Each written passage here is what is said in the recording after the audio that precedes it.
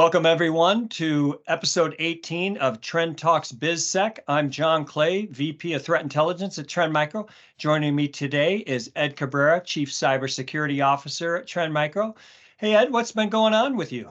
Yeah, John, it's actually pretty interesting times that we live in, right? And so recently I just been working on a blog that I just put out on cyber threat intelligence and how and why, more importantly, chief risk officers really need to understand the true benefit of really good actionable threat intelligence. Yeah, cyber threat intelligence is something we've had for years and years and years, obviously. I mean, Trend Micro, we're 35 years in this industry, and we've been providing threat intelligence to customers via products and via other, information out there for many years. I'd be asking you, what's different today about the current cyber threat intelligence landscape than what we've seen in the past? Yeah, I think, it's all about data, right? Over the last 10 years, we've been consuming so much as far as consumers, users, and actually the amount of data that we can instrument on networks, on endpoints, and in cloud, we're able to really get a better visibility and actual be able to do better research around cyber threat attacks, campaigns, and understanding more deeply into not only the tools that they're utilizing to conduct these attacks, but the techniques and the behaviors around it. And then you add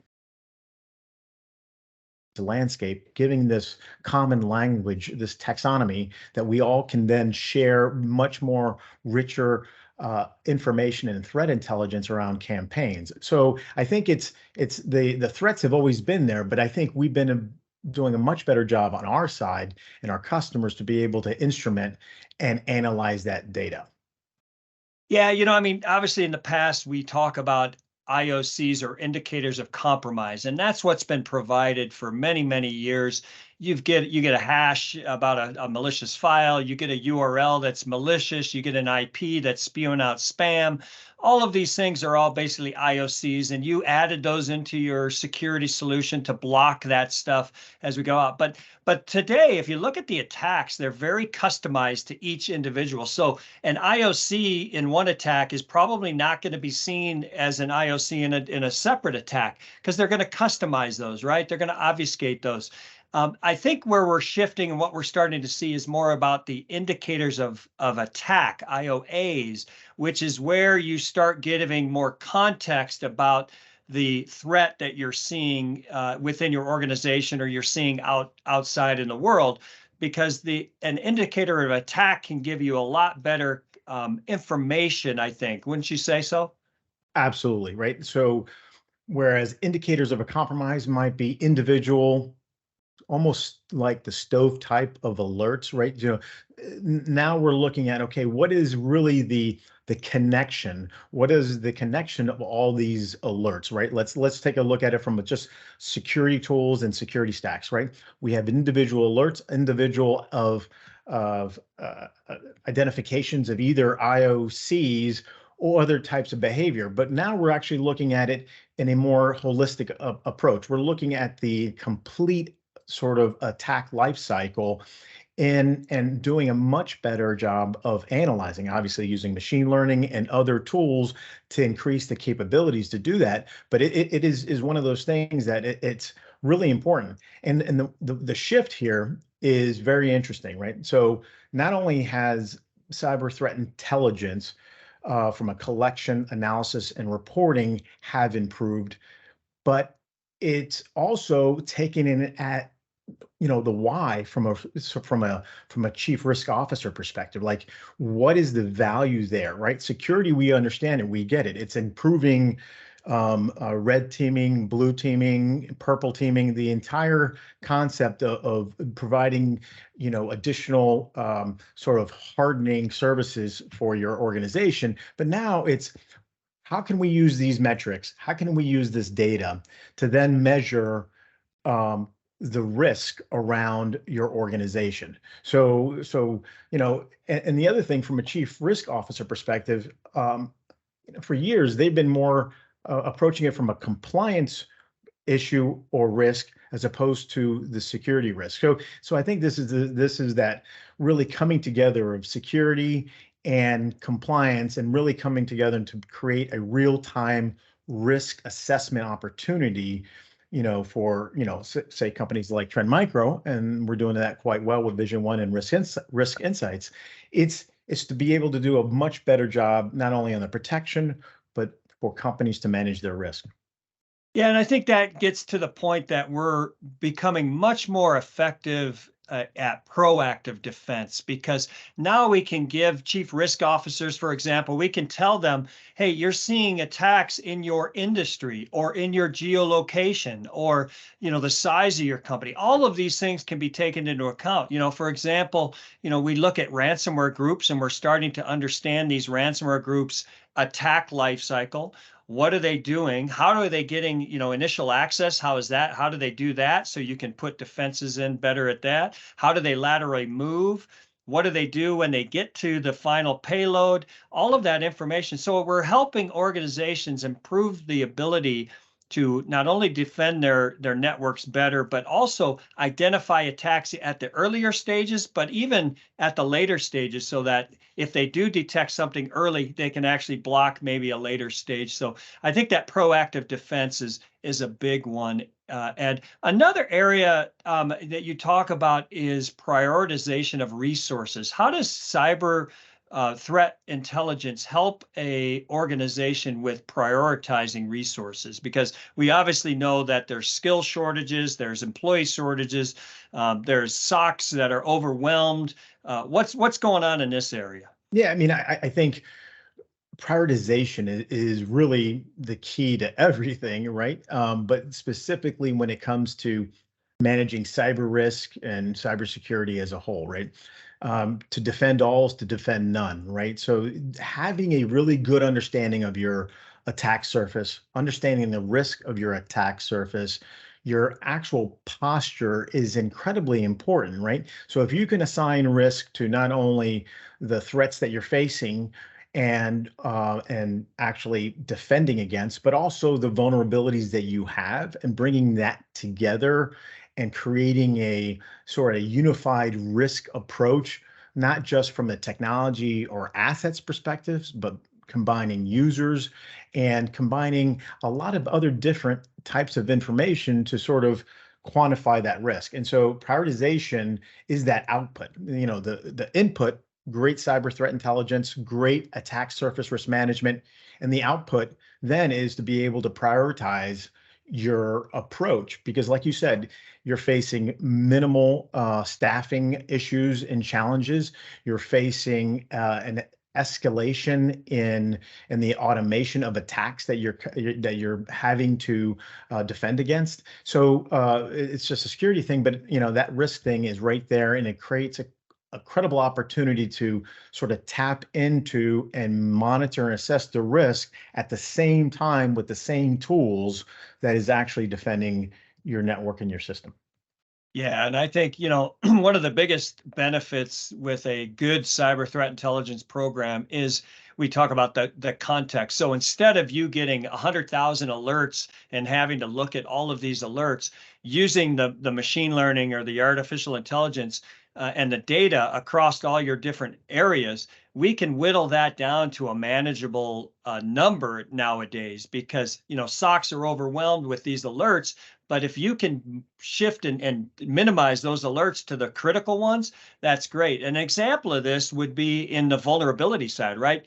Organizations are constantly getting new CVEs that need to be patched, right? They're disclosed CVEs, and you get this CVE and from Microsoft, you get 100 a month practically, and it's like, which ones do I deal with? Well, now you can automate a lot of times to be able to give you information about each CVE that says, hey, is this thing known exploitable in the wild? If it is, definitely want to patch, right? Is there a public proof of concept about it? Because those are more likely to be weaponized very quickly.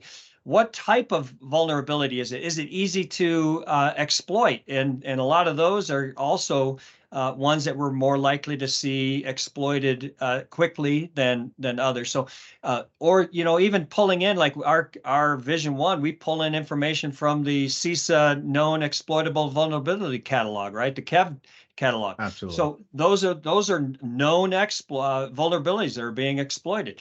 So that kind of information gives organizations an ability to very quickly assess what vulnerabilities and applications I need to patch now versus maybe I can hold off or wait a little bit longer. So all of this context and all of this information that's now being built, improving the cyber threat intelligence information is really going to help organizations improve their resources and prioritize those resources.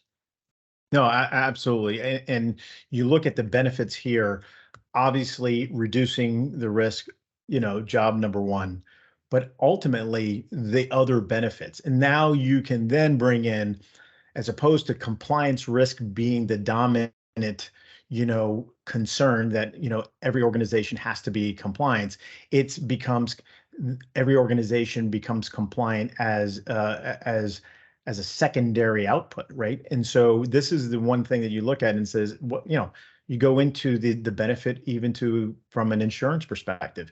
Organizations looking at getting additional cyber policies and to be able to sort of transfer that risk. And we all know, probably can do and should do a show on just the insurance challenges that organizations are facing right now. But then the output then creates opportunities to be able to really demonstrate to your insurance carrier what you're doing. It's almost like me and you talked about is having that sort of insurance dongle that you put in your car. You name the insurance company, it monitors your risk in a real-time fashion. And this is really where it needs to get to really be effective, right? So where we can bring in security and risk management into one big output. Yeah. And one area you're looking into in your blog, I know, Ed, is around enhancing third-party risk management. This is an area that CROs and CISOs definitely have to struggle with, is their third-party supply chains. We're starting to see more and more supply chain attacks happening out there. Yeah. How does cyber threat intelligence improve this third-party risk management?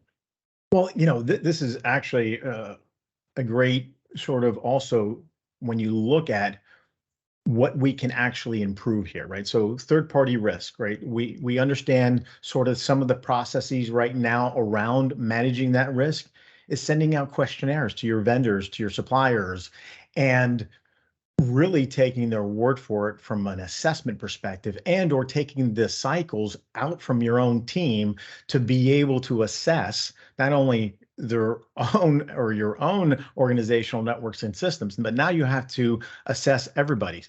So if you get into this, there's this opportunity here when you look at external attack surface management and risk management, where it's very akin and connected to third-party risk. Now you can do essentially OSINT around your suppliers and managing that risk, not just from a questionnaire, from a static, you go from static to dynamic when you're able to do this in an automated fashion with external tools that are looking in as opposed and connected with tools then looking out as well. So I think the opportunity here, and so cyber threat intelligence is that raw gold data that drives it both, right? It's not only the threat intelligence around, as we talked about, the TTPs or the active threat groups that are conducting campaigns as we speak that affect their organization, but it's also, like you said, the known exploited vulnerabilities, the vulnerability intelligence, which is really this growing area because,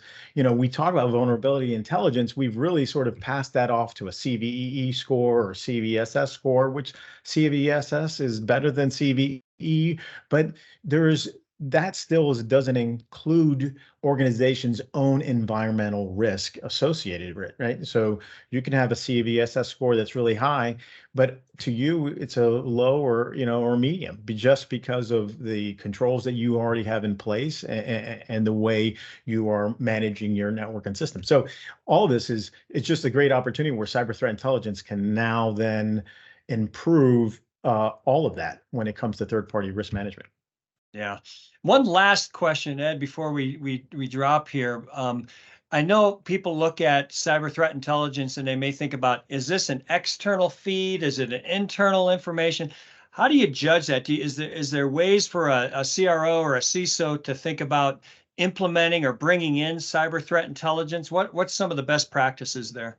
Yeah, I mean, I could say how we're doing it, right? So from, like what we're doing is obviously aggregating, curating threat intelligence that we can glean from our customers directly. But then we're able to contextualize that threat intelligence across, our 500,000 enterprise customers, and we're able to get a richer set of threat intelligence. But now you combine with, third-party integration with other external attack surface management companies and providers, and obviously vulnerability management solutions as well.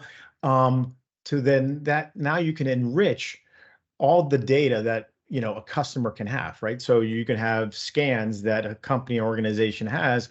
We're able to then ingest that into our Vision One platform and create a really nice risk insight score associated with it. So I think when you look at this, it's you really got to find a way, and organizations, if obviously agnostic to any solution set, if you don't have it in your current stack, is the idea now you have to sort of build that threat intelligence, combining that threat intelligence, external and internal, to create that picture of risk for your organization. Great to hear. Well, Ed, I know you and I are speaking at the Trend Micro World Tour, our Risk to Resilience World Tour. And if you're listening to this, feel free to go to our website and check out the dates and the cities that we'll be at. Ed and I will be talking a lot about risk and cyber risk and business risk around that. So feel free to join us. We'd love to have you there. Thanks again, Ed, for a great episode. This was episode 18 of Trend Talks BizSec. We will be back in a couple of weeks to discuss another topic. As Ed mentioned, maybe we'll hit up on cyber insurance one of these times. So everybody have a great rest of your day, and we'll talk soon. Bye-bye. Bye-bye.